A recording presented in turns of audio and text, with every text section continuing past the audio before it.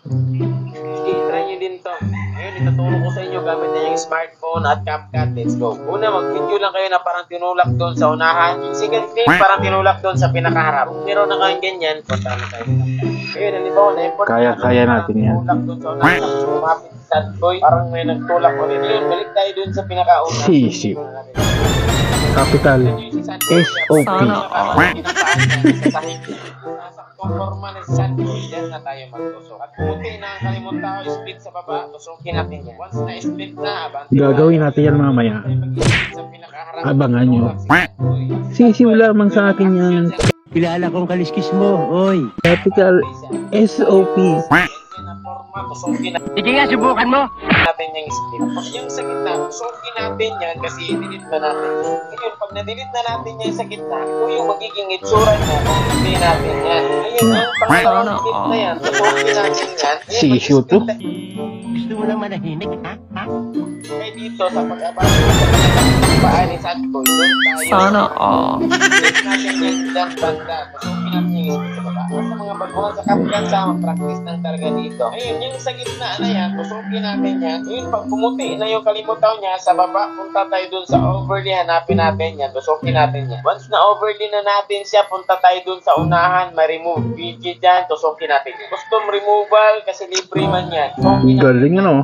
Kailangan talaga dito may ano ka, may talent ka sa pag-i-edit. Katulad ko, magaling ako mag-edit. Sige nga, subukan mo. Kaya yung mga ganyan, nakakuha lang ako ng idea. Gunggong! Barinig kita sa mukha eh. Yun, balik muna tayo, tap muna natin yung arrow dyan sa gilid. Kung ito naka-overlay, i-drag lang natin yan paaba. Yan, i-drag lang natin yan. Yan. Mapansin sa pinakaunang gilid. Pag medyo ganyan na yung itsura. Ganyan lang. Dito sa pinakadulo sa overlay, maglagay tayo ng keyframe o yung pula na diamond. Ito yung sa taas. Ano? Ganyan. Sana Ganun lang kasi. Napakadali lang. Ay. So may makikita tayong bilog dyan.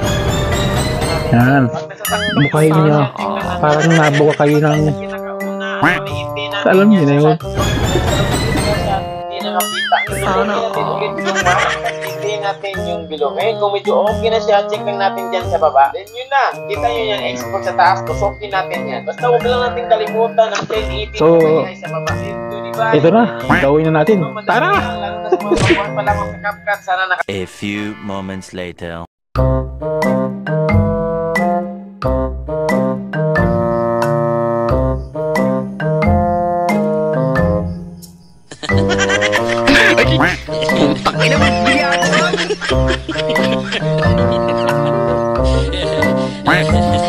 Dalawang beses na yan!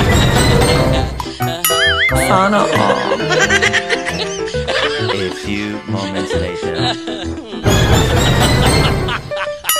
Sana